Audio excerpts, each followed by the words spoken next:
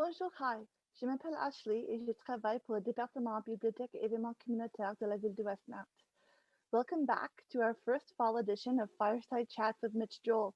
We took a pause for the summer so that everyone could enjoy the sunshine, but now we're sitting down again and bringing you more insightful and candid conversations with special guests from the Westmount community. Our excellent host, as always, is entrepreneur, author, and media personality, Mr. Mitch Joel. It is such a privilege to be able to continue working with you on this series, Mitch. And for this episode, we have a very special guest with us, Montreal businessman Mitch Garber. Mr. Garber is a lawyer, the chairman of Invest in Canada, and was awarded the Order of Canada in 2019. He is also a minority owner of the NHL Seattle Kraken, an active philanthropist, and a Westmounter. So it's my pleasure and honor to introduce Mr. Mitch Joel and Mr. Mitch Garber.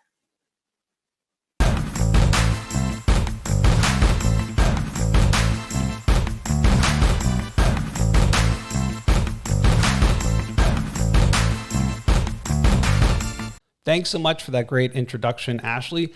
And hey, let's not waste any time. He's a very, very busy human being. Mitch Garber, welcome. How are you? All right, it's another Mitch. Never too many.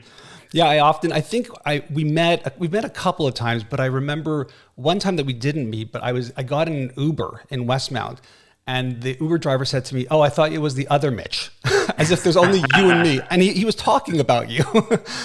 Well, that's good. That's nice.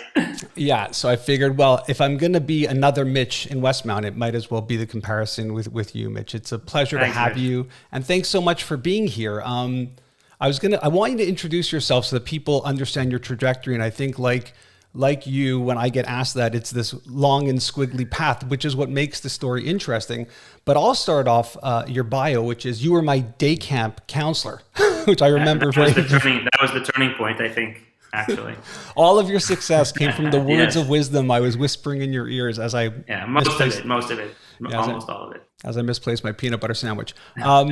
So I usually start off my other podcast by saying, "So who are you and what do you do?" But can you explain your business trajectory? It is one of the most fascinating stories I've heard. I just think that when people look at you and they try to size you up, they're seeing kind of the movie at this point in time, but it's a long movie. I'm 57 years old. So I think when you're looking back, you try to look at, he started delivering the newspaper at 10 or 11 years old. He must have been an entrepreneur. I don't think it had much to do with it. I ran a snack bar at the swimming pool because I wanted to make money in the summertime and be able to buy things for myself because my parents didn't have that much money. And so I did that for a number of years. And I wanted to go to law school because my parents didn't go to university. And, my dad dropped out of school in the 8th grade. And my godfather, Cookie Lazarus, was a lawyer. And so I had my eyes set on becoming a lawyer. My parents told me that law school was a key that opened many, many doors. And so if you wanted to open doors, go to law school, which I did. And I practiced law. And then I opened a few doors in business. So without going into the whole sort of, every company and everything that I've done, the story looks good sort of at this point in the movie, but it's a lot of individual, unrelated decisions and meeting the right people at the right time in the right place. So like you, I got involved in, internet and e-commerce businesses by virtue of, I would say good fortune of being young-ish at a time where the elder generation who controlled the economy, and rightfully so, really didn't understand what was happening. And it opened doors for people like you and I to start seeking opportunities, in the internet. Yeah. It's fun. I'm having flashbacks. It was the snack bar at Hampstead Pool, was it not? Mm-hmm. You had the best freezies in town, Mitch. Yes, I did. I sold a lot of them too. Great markup, the best markup product there is. I remember years and years of you bringing stuff back at Cleve. It was a great, what a great child. And again, it really is, when I think about the internet and people talk to me about what's happening in business and where the world's going, a lot of it just happens to be really, there's hard work and there's luck, but there's also timing. Like, timing is this incredible factor. And one of the things that I think I find so interesting about your career path, because it's similar to mine, is there's an interest in entertainment, there's an interest in technology, there's an interest in media. There is a group of businesses that you tend to be attracted to. Where does that come from, and why is your interest in those fields? Yeah, I mean, again, when I was working with Cookie, he had an interest in land-based casino gaming and representing some of the casinos, and I developed that practice to be a quite sizable practice, representing game equipment manufacturers like slot machine manufacturers, representing casinos and companies that were building casinos in Canada and then in the United States. And then I started to get involved in the internet and realized that e-commerce was important, and taking credit cards and payments over the internet was something that was missing. My friends Rory Olson and Joel Leonoff were running a company called TotalNet, and then a company called Impact Media, and they basically, I gave them this idea. I'm the first client, and they came up with a way to well, actually, they didn't really come up with a way to do what they said they did, and they were actually just taking the credit cards over the phone and calling them in and getting authorizations. But over time, they developed, and it became what PaySafe is today. So, it became like a $10 or $12 billion company over time. And when I was in the gaming industry and I got recruited to go start a subsidiary of Caesars, and I think I proved myself there, I started to work in the land-based casinos as well. And it was in the entertainment industry. So today, 65% of the revenue of the casinos in Vegas come from non-gaming activities. So you have to be savvy in entertainment, nightlife, day life, retail shopping, celebrity chefs, and the like.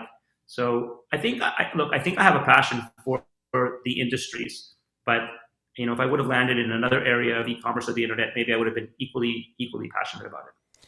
And talk a little bit. I mean, there's a lot of businesses you've been involved with, from Cirque du Soleil to Caesars. You were talking about that. You had one of the largest exits ever out of a startup in Israel. And yet, from what I remember, and again, you can correct me if I'm wrong, because I don't know, you really stayed in Montreal, was always home base. In particular, when you moved to Westmount, it became part of that. And I remember reading an article, I think it was in the Montreal Gazette, about you constantly being in places like Las Vegas because of Caesars and what was happening in gaming. Why? Like, when the world is your oyster, why do you decide to stay in Montreal? Why in particular Westmount? What is it about the community that you like? Have you thought about moving? Had you moved for a longer period of time ever? I feel like I have a bit of a not split personality, but I think, sort of multiple aspects of my life that are not necessarily interrelated. So almost all the businesses and companies that I sit on the boards of or have investments in today are, American, European, or Chinese companies, but I choose to live in Montreal. 99% of the business that I do worldwide is in English, but I choose to live my life half in French in Montreal, partially because, my wife of 30 years is a francophone, but I've inserted myself into the sort of social debate and dialogue and political debate and dialogue in Quebec in French, largely on Twitter, on television, and on radio. And I think the people in my other life, they don't even know that about me. I mean, they probably follow me on Twitter and wonder what it is that I'm tweeting in French, but they don't watch Tout le monde en parle or have any idea about my life here. And so, to answer your question in a roundabout way, I do think that Montreal provides the highest quality of life and educational opportunities for my now adult children, provides a combination of social services, education, safety and security, and an overall joie de vivre and style, restaurants, food, sports. I really think that if you add all these things together, sure, there might be cities with more sports teams, and then there are cities that may have more restaurants, and then there are cities that may have slightly less crime. But if you add them all together, I think you come out with, for me, and I've lived in a bunch of different places, for me, it's just the best place to be. And it's my home. I think, you either grow attached to your home or you get tired of it. And I've never gotten tired of it. It's so nice. It's great. So, I mean, you touched on a lot of overall topics, but I want to dive into a couple of them with you. Politics being one of them. This is going to be premiered very, very shortly, but we're actually recording this the morning after election. And actually, a part of me was going to email you and go, if you want to delay it a little bit, because it was going to be a long night. And here we sit with a very similar situation. As you talked about, I've seen your tweets. I've been following you. I actually do pay a lot of attention to the French media, so I know how active you are. You haven't pulled the trigger on anything necessarily politically, but do you have that in you? Do you see yourself in the future, near future, running for office? What type of office would you want to run for? Do you have that interest? I don't, and I think I think it's what gives me my current sort of position or status in terms of being able to deliver my opinion. So I always try to look at what the motivation of someone is in having an opinion. So if you're Richard Martineau, a writer with the Journal de Montréal, who I have little or no respect for, he writes in order to earn a living creating debate and controversy. 15, 20 years ago, he was left, and then he got a better opportunity being right. And that's how I view someone like him, or a Tucker Carlson, or a Lou Dobbs, or there's a whole bunch of people like that. Then I look at politicians, and whether they like it or not, they make decisions about policy based on how popular they think that decision will be from a polling and vote standpoint. And then, I take people like myself. I don't really have a motivation where I'm looking for some end game, either salary, clicks, readers, votes, polling. Now, my opinions may be slanted. I am a white Anglophone wealthy person, so I understandably people would think that my opinions may be and are slanted by who I am and who I've become. But at the same time, when people say tax the wealthy, I'm on that team. I agree with that. I really think that we are heavily taxed and pay a large percentage of the tax paid in Canada. But I would turn the story just slightly, or the narrative just slightly, and I would ask the government to invest in getting the wealthy who don't pay their fair share of tax to pay their fair share of tax, to invest in going to get the wealthy money that's not being reported, to go and attack offshore accounts, rather than just add another 1 or 2% to my taxes, where I'm already paying the 52%, or if it's capital gains, 30, 31%, whatever the case may be. Yeah. So I'm happy to pay the taxes. What I'm unhappy about is the amount of money that is not paid, that's supposed to be paid. And we never talk about that. We talk about the easy road, tax the rich more, okay? But what about collecting the taxes that are due? But there is an argument, and I'm not saying at a drastic level, to that when this happens, when that pressure happens, it de-incentivizes people to build new businesses, grow, do other things too. I mean, I agree with that one part, but the other part of it is, if you keep hitting those people, eventually those people will say, well, what's the point in staying here? What's the point in building a business here? What's the point of employing people? All of those limitations create perhaps a lack of innovation, entrepreneurship. And to me, that's one of the big things that I've seen being in the space as you've been, is I feel like we don't have enough unicorns in Canada, enough people doing this, because they're almost de-incentivized to do it in Canada. I think you've hit the nail on the head. And, it's a bit difficult for me because I'm an Anglophone. There are a lot of Francophones that won't take what I'm about to say as being, in a way, objective. And I think I am being objective because as the chairman of Invest in Canada, I understand attracting foreign investors into Canada. And I will tell you that, and the government and the people may be prepared to accept this trade-off. And if they are, I'm okay with it, because this is a democracy where the majority rules and the majority gets to make the policies that it feels are a priority to maintain its culture, its language, its status, etc. However, there isn't an argument to be made that a Bill 96 and a Bill 21 help attract foreign or further investment in Quebec.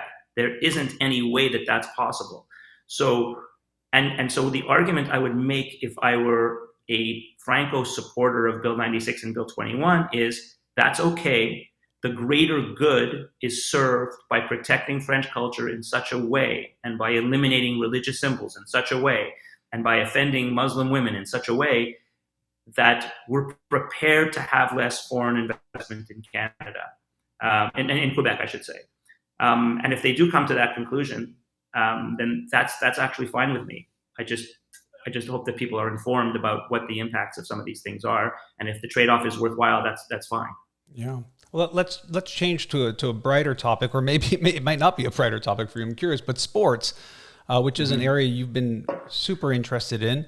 I remember the days of you being an actual broadcaster about sports and following you. And then again, you watch the trajectory and go, how does the person go from the mic to that? So it's an incredible story, but you are in a place right now where you're part owner of the brand new Seattle Kraken. Congratulations. That's Thank you. Incredible. It's a cool brand. It's looking amazing.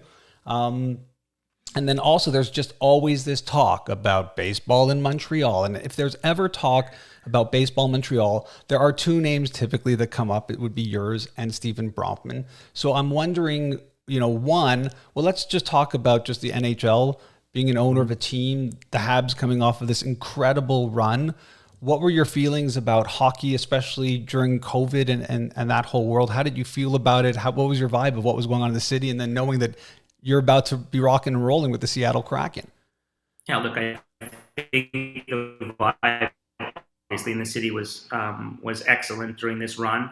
It goes to show you that any team, regardless of how they play in the regular season, if they can make the playoffs, sort of anything can happen. And in the case of the Canadians, anything did happen. I've been really lucky to be associated with people like David Bonderman, who asked me if I wanted to invest and become a minority owner of the Kraken. And so for the last 2.5 years or so, been on all the calls about, building the arena, choosing the brand and the colors, applying for an AHL team, choosing a location for the AHL arena in Coachella.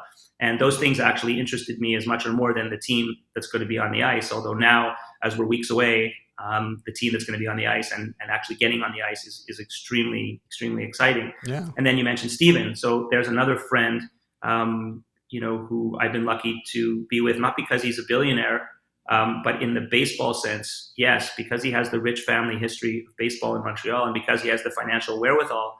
I may be a small minority investor and my name does come up because, I guess I'm well known in the city and I'm very close with Steven, but there will be, large investors who are also well known, who are, much wealthier than I am. The money isn't really my main motivator. It's not a motivator at all. My main motivation is if we could build a stadium in Montreal and actually attend an opening day and give the next generation a chance to see baseball. And I do believe in Steven's philosophy or strategy of trying to become the first split team in Major League Baseball. I don't have any criticism of Major League Baseball. I just think that Gen Z and then the next, I don't know what comes after Z, but anyway, the next gen that's going to come after Z, Z plus, I don't know that they're going to go to 162 games, 81 at home, obviously, and 81 on the road. It's just hard to grab their attention when there are so many distractions. When I was young, there were no distractions. What were we going to do? We were going to go to a baseball game or play baseball outside. And now it's a different world. Kids would rather stay home and stream video and hang and chill and be on their phones. And I'm not making a judgment. I'm just making a realistic observation about, with more choices comes less of a chance of filling a stadium 80 games a year. So how do you feel about it? I mean, it seems to be this mysterious cloud over the city. You are a gambling man because you've been in the business. What do you think the chances really are of Montreal having a version of the Montreal Expos? I can just tell you that Steven thinks the chances are better than 50-50. And he's in a lot of meetings and discussions that I'm not in. And he's a glass half full guy, so am I. And he's always optimistic. Look, he thinks that there's a very good chance and he's not wasting his time. And I think he's not wasting his time either. Yeah, that's it. And they've talked about locations. Do you think it is a thing that we're going to see this in the downtown / south of downtown area? Is that what it would take to make this happen? Or do you think that also is a who knows situation? I don't think that's a who knows situation. I think it's either there or nowhere, actually. Okay, and just because of the tourism type, the way the city's structured? Because of the way Major League Baseball and sports in general, the path they've taken by either building an extension of downtown or building the ballpark or arena downtown. So, if you look what's happened with the Phoenix Coyotes or the Arizona Coyotes, they are far away from downtown. And that's been really, really difficult for them. The Olympic Stadium, even though it's not that far away, both a terrible stadium for baseball and with nothing else to do, no retail, no promenade, no walking around, no stores, no condos of note. So I think it's part of the new way of doing business. And every city that's built a new stadium recently has done it in that kind of, with that real estate and a neighborhood creation sort of part of the plan. Is that kind of like when we see something like the Staples Center in LA? Is that what you mean? Because that was actually not in a great area, but they wound up really building infrastructure around it.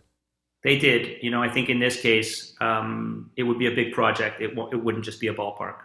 Yeah. Yeah, no, I agree. I think it's such an interesting, like there's a part of, there's a thing that happens, I think at our age or similar in age, where the nostalgia kicks in and you think, I only have X amount of years left. There are certain things I want to have happen, whether it's bands staying together or coming back together or teams like that. How has your life been? Because again, you work in very forward thinking businesses, but at the same time, nostalgia is a real thing at our age. Do you look at how those two worlds intersect? Do you think about nostalgia? How do you feel about that? Well, I feel that I got to experience the best of times in Montreal, and I'm not sure my kids have experienced the best of times. Not just because there's no baseball, but part of my motivation here is legacy, Steven's legacy, and for my sons to experience baseball in their hometown. It's not a matter of life and death. It's just we always talked about what's a major league city, and that sort of description came about if you had a major league team. And we are a major league city who lost our major league team. And we could talk all day about why we lost the team, but the team's not here. I think there's just a lot of reasons why I want the team to come back. Yeah. I'm curious about the state of business now. We are in a crazy moment in time. When I reflect on it and I speak to my peers in business, we talk about this K recovery, this world where some businesses did exceptionally well and others didn't. I think within my portfolio and the world that I occupy at a much smaller scale than yours is probably similar. You had moments like the Cirque du Soleil in your world, but you also had moments like Rackspace and Snowflake and other incredible businesses that you're engaged with. But with that, there's a human aspect of it too, where people did incredibly well and incredibly not well. And then if we zoom out, we're in a world where there's a tremendous amount of what they call dry powder in the investment world. Money that hasn't been deployed that can be deployed to new startups. And you're seeing market capitalizations and valuations at crazy numbers. We live through a world where if you were lucky enough or fortunate or privileged enough to be involved in the markets did, forget exceptionally well. It's absurd almost how well the markets do in a world that you have, 1 in 500 Americans died because of COVID. How do you reconcile this? I sit on the bench outside of my house in a park here in Westmount talking with some really smart business people who, we all look at each other and go, how do you feel about the economy? How do you feel about business? So I've captured you, Mitch. How do you feel about it? I haven't been asked this question, so I haven't said what I'm about to tell you, which is, look, I've been very fortunate in my executive life, and I've done extremely well as an investor. And part of that is because I'm surrounded by just incredible people that are the best at sourcing deals. They're the best at due diligence. I'm a partner of David Bonderman or Apollo and Mark Rowan and David Samber, and I could go Jim Coulter, and I can go through all the names, and Fosun in China. And so I've done very, very well. That having been said, in April of 2020, I had a fairly large portfolio of Canadian stocks that I was managing on my own. And I sold them all because I made at the time, rational decision. Well, if the entire world economy is going to shut down and airplanes are not going to fly and hotels are not going to be open and restaurants won't be able to serve food and kids won't be able to go to school, how is it possible that these stocks aren't going to go down significantly, even more significantly than they've already started to go down, which already was a significant decline? Now, by doing that, I cost myself many, many millions of dollars because I was wrong. But I feel like the safety of what at the time was a rational decision about a once in 100-year event where we knew that the economies of the world were going to be shut off from each other. So it's hard to explain how, the world bounced back, but it did. And of course, that doesn't include retail mall owners. It doesn't include hotel operators. Governments came in and printed tons of money. Right. That's one of the reasons and one of the ways, and it's a good way. Of course, we put our kids and their kids in debt, but I don't see a way where you have 25% of the workforce unemployed and a greater percentage unable to go to their jobs, and the supply chain totally disrupted. I don't see any other way other than to have printed money. Now, maybe there are different ways to have done it, but I guess I'm answering in a long way. I can't really explain to you how it happened, and I don't regret my decision. I really don't. It was a panic. I never do panic, but it was a panic. So there you are. And people with RSPs must have felt terribly for a long period of time. Like, hey, I'll never be able to get this money back. And luckily, since you usually don't dip into your RSP, they were forced holders. Just sometimes the best thing that could happen to you is to be forced to hold stock. And so, hopefully people did okay. Yeah. And I mean, it's one of those moments where there was no real rationality there. And again, being logical, that I had the same thoughts. I was like, well, everything is on hold. People talked about tourism. I'm like, tourism isn't when like you and I go to Florida. Tourism is when you're bringing major conferences. I do a lot of keynote speaking, and watching all of that shut down, which essentially shuts down business. I mean, the choices we were making were based off of having no ability to see, well, when does this end? How does it come back? I'm wondering, based on that thought and then just the economy in general and how it did react, has it changed how you now think about business and investing?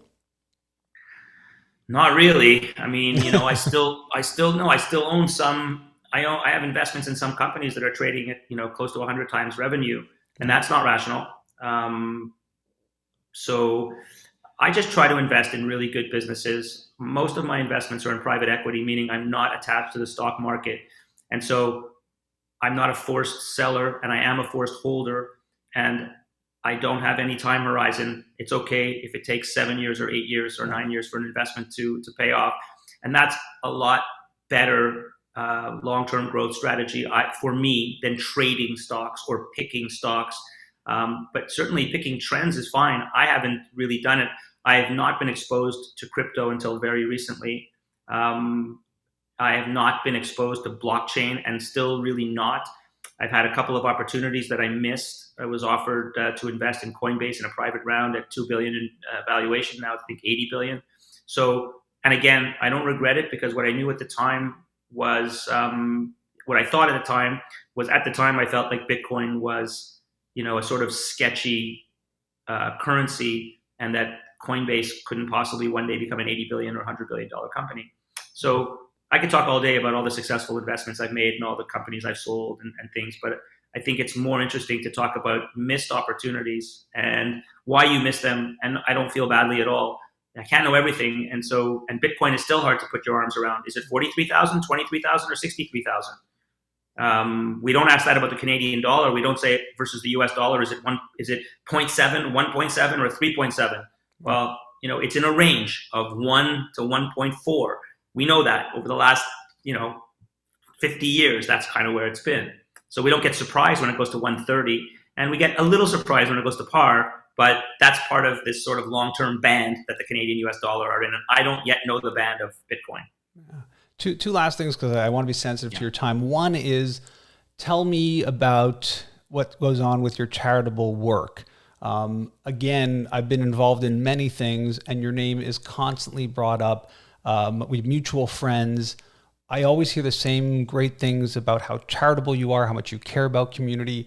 And now I see it visibly in terms of your commitment to being the chair or co-chair of Combined Jewish Appeal. I've seen you with Centraide, UNICEF. Talk about how you choose where you're going to put your time there. And it seems to me, you can correct me if I'm wrong, that you're putting a lot of time recently into charitable work. Yeah, look, I don't know whether it's because I have some guilt about, having made so much money, in my view, so much money, meaning it's more than I need, or, whether, I'm empathetic. I know my wife has a lot of empathy, and that she's a driving force behind our philanthropy.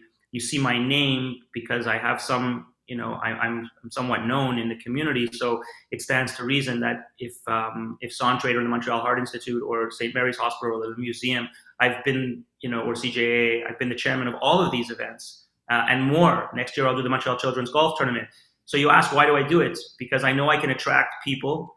I know I can have a conversation with certain people about our good fortune, about being self-made and having a moral obligation to give back, and explaining to them why our taxes don't pay for all the hospital equipment that we need, even though the hospitals are owned by the government, don't pay for all the equipment that public schools need, even though the public schools are owned by the government, and that we do have this moral obligation to to help the least privileged people in our society, because we get to live a privileged life only if we give dignity to the sort of more impoverished and more needy people in society. So I do feel like I need to and want to give my time, because to be fair, I know I do that well.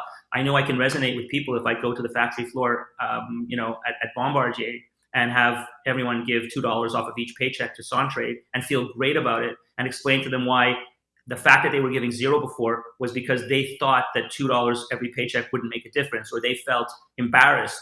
And I told them I'd be embarrassed if I was giving zero, not embarrassed if I was giving $2 per paycheck. So I think, part of it is I feel I owe the money back to the society that's helped build me. Part of it is that I know that I can do it. Part of it is that my wife feels very strongly about giving away significant sums of our net worth and still maintaining a super lifestyle. So I'm not sacrificing that much, which is something that I have to always think about. What is my point of pain? If I'm asking people to give just until before their point of pain, I still haven't found mine, and I'm open enough to admit that. Yeah, it's amazing. So last question, again, we're doing this for the Westmount Library. I'd be remiss if I didn't ask you about a favorite author, a favorite book. And I'm going to assume you're like me and you read a lot, because I very rarely meet successful people who don't read a lot or have a passion for spending time in the words. I would be especially excited if it was something relevant to what you read during the pandemic, but favorite book, favorite author that you could inspire others with? Yeah, I'm so eclectic in my reading. Sometimes I want to read fiction just to kind of escape. Usually I like to read, like a Nassim Taleb, Startup Nation. I don't really read management books. I like to read, books about business or things that I know about, Liar's Poker, The Big Short. I just read The $1 Billion Whale, story about Joe Low and Las Vegas. I know everyone in the book, so it's a fantastic book. So yeah, I'm a bit all over the map, to be honest with you. I'm just reading this new book by Nassim Taleb. So if I don't like it as much as Black Swan, then and then that might be the last of his books that I read, because I love Black Swan. Right. I really, really like Malcolm Gladwell. I'll listen to anything. He could do a podcast reading the dictionary and I'll listen to it, and he could write a dictionary and I'll read it. So he may not be for everyone, but I think Malcolm Gladwell is just spectacularly bright and so witty and cool. Well, I couldn't disagree with any of those choices. I would throw in, if you haven't checked out Ben Mesrich, he's great as well. He wrote the book that became the movie 21, Bringing Down the House. He wrote the book that became The Social Network, and he's got a brand new one out now called The Anti-Social Network. You'd love it, about GameStop and what happened with that whole craziness. That's an insane story. Yeah, you should another great book that people should read, Red Notice, because Christopher Freeland's in it, and it's a spectacular book, true story. Really, Erwin Kotler's in it, so it's a book that you should read. That's great. Well, Mitch, thank you so much. It was really great seeing you and spending time with you. And I just, again, can't thank you enough for taking the time, and congratulations on all of your success, and pay attention to the charities Mitch is involved with. Help out if you can, hoping that we can see you in the stacks or at the library sometime soon. And with that, I'm going to throw it back over to Ashley, and hope that everybody comes back for our next episode. Hoping soon we'll be able to do these live and in person at the actual library. And again, over to you, Ashley, and thanks again.